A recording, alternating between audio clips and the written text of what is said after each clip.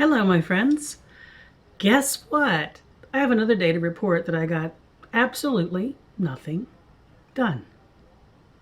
Yeah. Do I sound proud of that?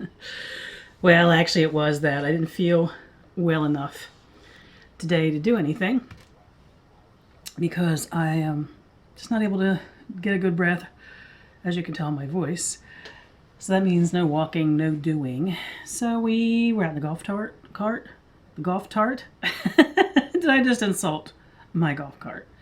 We were out in the golf cart for a good part of the day as soon as the sun got up and got warm enough, and then we went out for a ride, and it was an extended drive.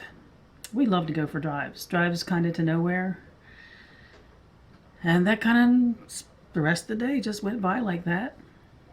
I have some things that happened here in the neighborhood which were interesting to us.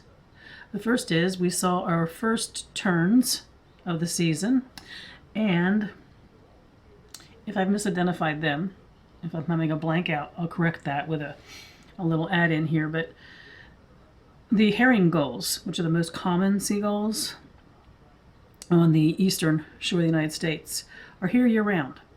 But the terns, which are smaller and sleeker and have black heads, they leave over the winter.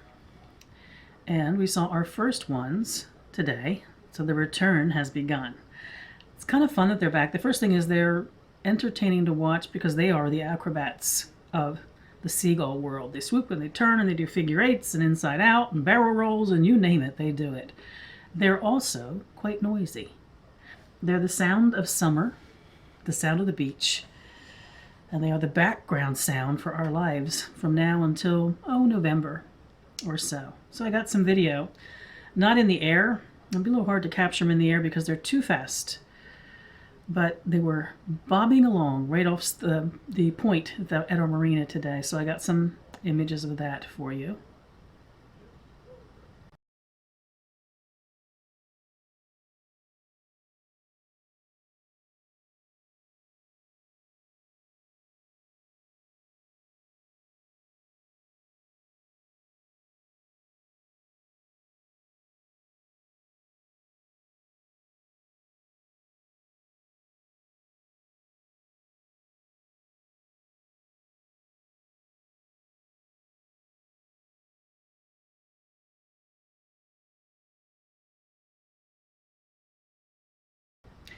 And I'm going to show you an image of a bunch of crabs in a crate. That was interesting for us to learn today. We learned something new about our area. It appears that for about a month, starting March 1st, there is a crab that can be caught here in our bay that we were unaware of. It's called a rock crab.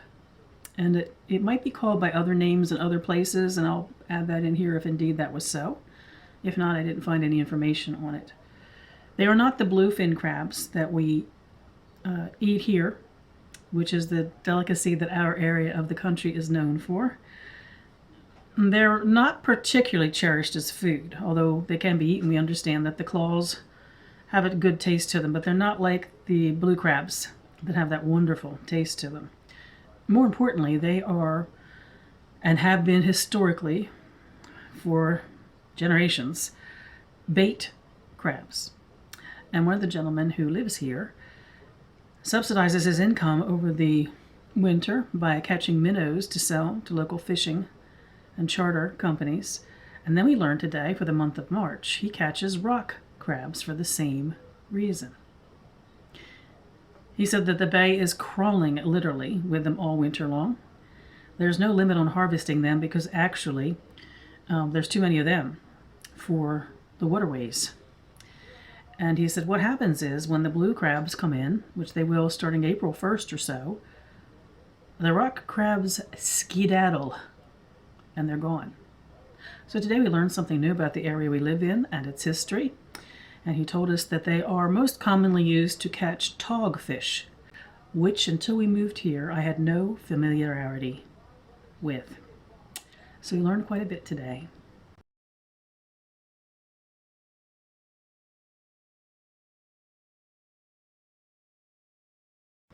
the arrival of the terns, if I refer them correctly, or if I stand corrected by myself a few minutes ago. There's a downside to that. It means that the buffleheads will be leaving, and it means that we probably have seen or are about to see the last of the snow geese. We have been seeing them fly over. We haven't been seeing many of them in the fields. So they're basically about the business of leaving. I hear them at night. I go out this way to take the dogs out at night. And that way is the bay. And that way, behind the house, is inland. And at nighttime, this time of the year, you hear the sky inland filled with just unbelievable quantities of geese honking away as they fly north. So we had some definite signs of spring today.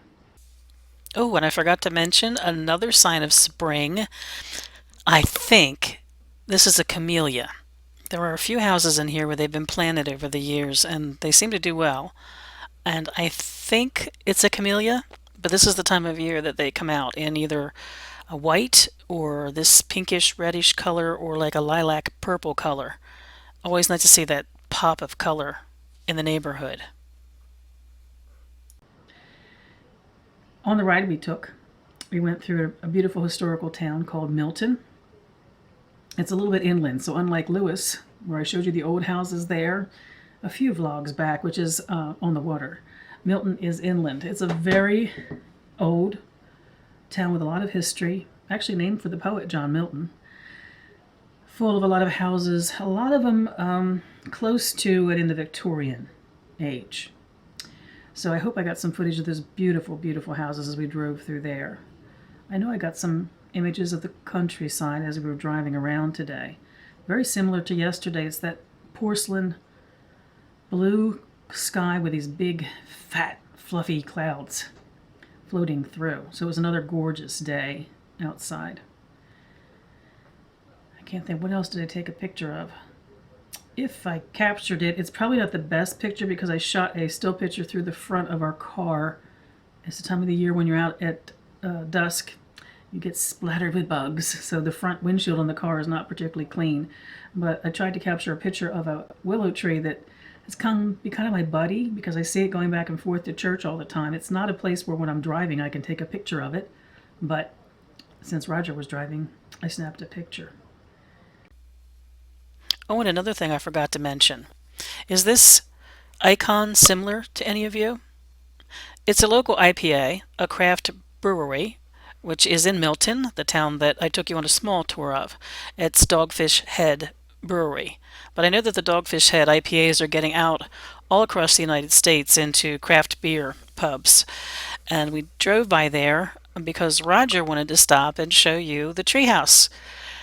The owner of Dogfish Head Brewery is a rather colorful and eccentric character, and he's done some pretty interesting things. And one of the things he did is he was someplace where he saw this treehouse that someone had built, an artist who worked in reclaimed metal, that they wanted to get rid of. They weren't even selling it. And he took it and had it shipped across the country to be reassembled in the courtyard in front of the entrance to the brewery. Heaven knows what that man paid to have the pieces of this thing shipped to the brewery and to have it assembled once it got here. But it's a wonderful, whimsical, fun thing to look at. There was lots of activity at the brewery tonight. Friday and Saturdays are always really busy there with people coming by for the beer tastings, which I've been to once so far with my friend Ro. Actually, never been to a beer tasting until then, and we had a really good time that day sampling different kinds of craft beers. But Roger, to see the funky treehouse. That may be all that I caught today, if I remember correctly. There'll be some tiny moments, of course, of other tidbits of pictures that I took along the way. So it was a beautiful day spent outside. For me, outside, but sitting on my keister, which is kind of how it had to be today. Can you tell when I talk? I can't pretend when I don't have the right breath, because it's just obvious. I run out of breath when I'm talking, and since I by nature speak so quickly anyway, I'm a sucker-upper of the air in my lungs when I talk. Oh yeah, and I forgot. How could I forget? I spent an hour and a half or so, maybe, Ro? Was it longer than that?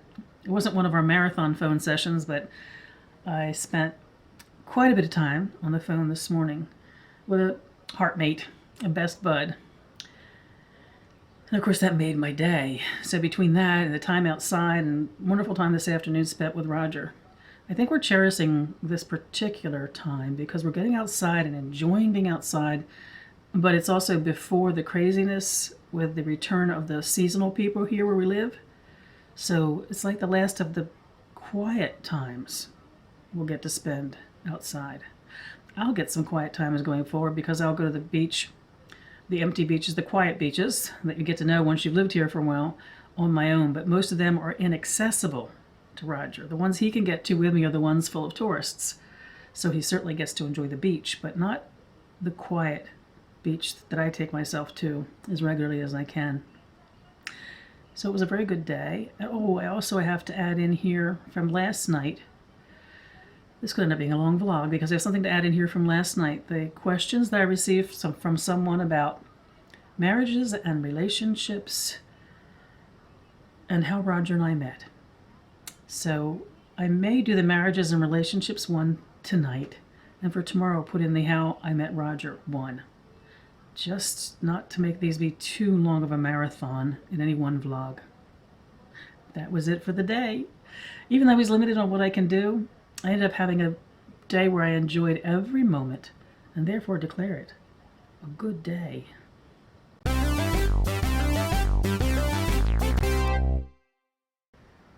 I had another question that someone asked. You can tell I don't have my computer on to look at my notes.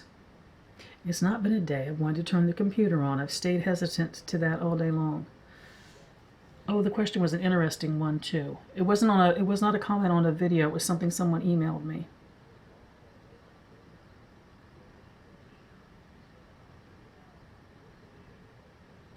Oh, it was kind of cute. Someone wanted to know how Roger and I met, how long we've been together.